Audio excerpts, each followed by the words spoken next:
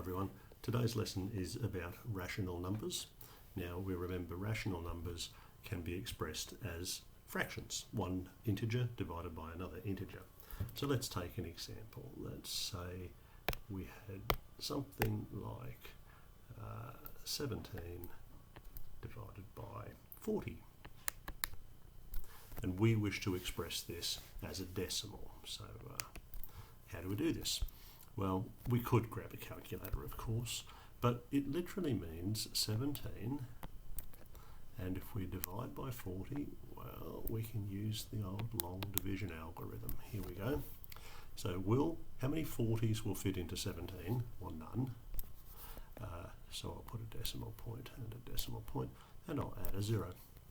How many times will 40 divide into 170? That would be 4 times. So if I multiply the 4 that I just had by the 40 at the front, 4 times 40 is 160, and then I subtract, this would be 10 remaining.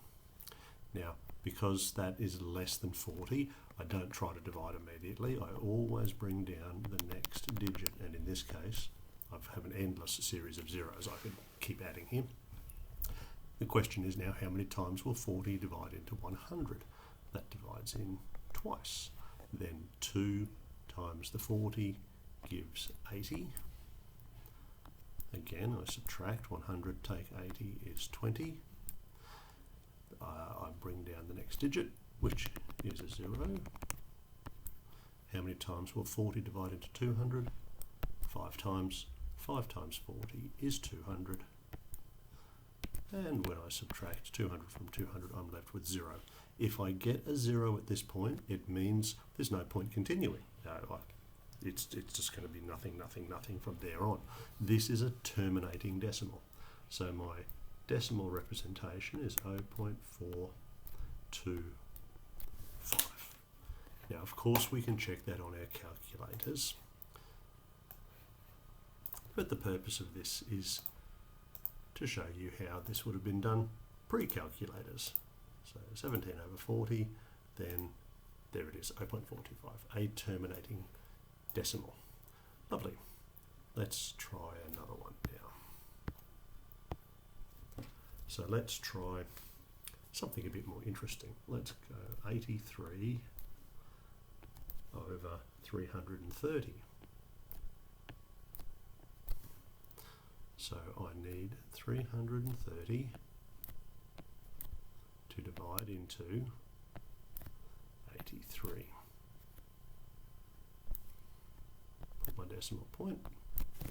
And as last time, can I take any groups of 330 out of 3? No, there are none. So I will consider an extra 0 there. How many times will 330 divide into 830? Well, 3 of these would be over 900. 2 of these would be 660. That's the answer. It's 2. 2 times 330 is 660. We always, of course, will have a number here which is less than what we've started. If I went 3 there and wrote 990, I don't have enough to divide 3 of those groups. So subtracting from here, we will end up with 170 remaining. This number is a remainder. It should always be less than what we started with, the 330. Bring down my next digit. So I know that 5 times 3 is 15, so that'd be 15 hundreds and another 150. That'll fit 5 of these things. 5 times this will be 1,650. And subtracting, I'll be left with 50, definitely a remainder. Bring down my next digit. Now only one group of 330 would fit into 500, so I'll subtract that, and I'm left with 170. Now be on the lookout for this.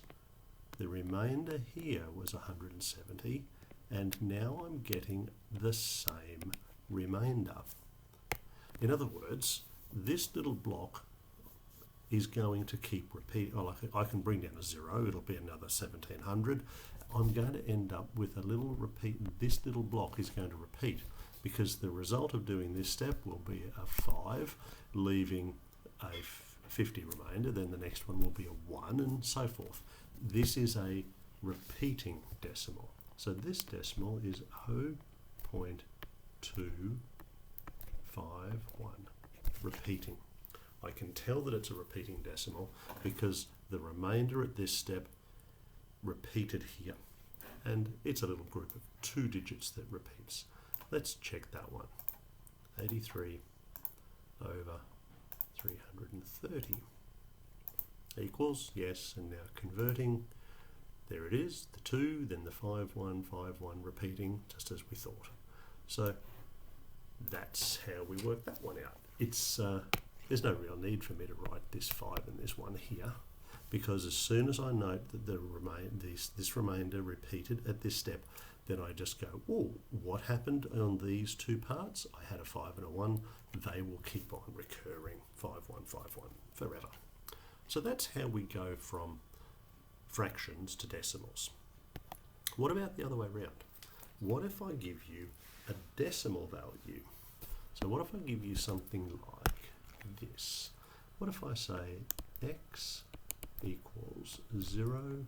Now, what if I go 6, 4, 2, 7, and the 2, 7 is the repeating part. Now, because there are 2 digits that repeat, I will multiply by 100. So 10 squared, 10 to the power of 2. If there were 3 digits that repeated, I'd multiply by 10 cubed, 1,000. If there was only a single repeating digit, I'd multiply just by 10. So here we go. Let's go 100 times x.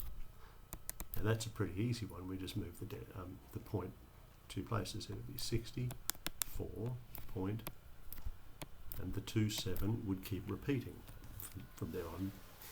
Now I'm going to go 100 x, and I'm going to subtract x, and that leaves me with 99x.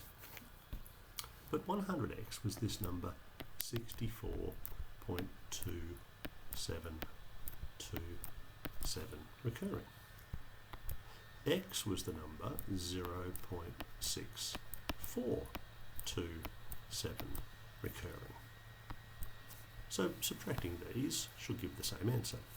Now all of these 2 7s from here on down, they're all going to line up and they're all going to just equal nothing. So that's very convenient. I'm ending up with 7 take 4 is 3. 2 is smaller than 6, so I'll have to split that into a 3 and that'll become 12. 12 take 6 is 6. There's my decimal. 3 take nothing is 3 and 6 take nothing is 6. So I have that 99x is the same as 63.63. Now that's a terminating decimal. Let's divide 63.63. We'll divide by 99. Now I want this to be a rational number. I want these both to be integer values. So if I multiply both of these by 100, I have a rational number, and I'm pretty sure I can divide that by that would divide by 9 and be 707, and that would divide by 9 and be 1100. So there is, didn't need that bit, there is what I think that is the same as, what did we start with? We started with x was decimal 64 and then the 2 7 repeating. So I think that's the same as decimal 64 2 7 with the repeating 2 7 digits. Let's check that one. Here we go. So I'll have to enter the 707 on 11. Oops, missed a 1. 1100. And now there it is. 64 and the group of 2727 repeats. So that's how you deal with converting decimals to common fractions and converting common fractions to decimals. Remember, any rational number will be a terminating decimal or a repeating decimal. Thanks for watching.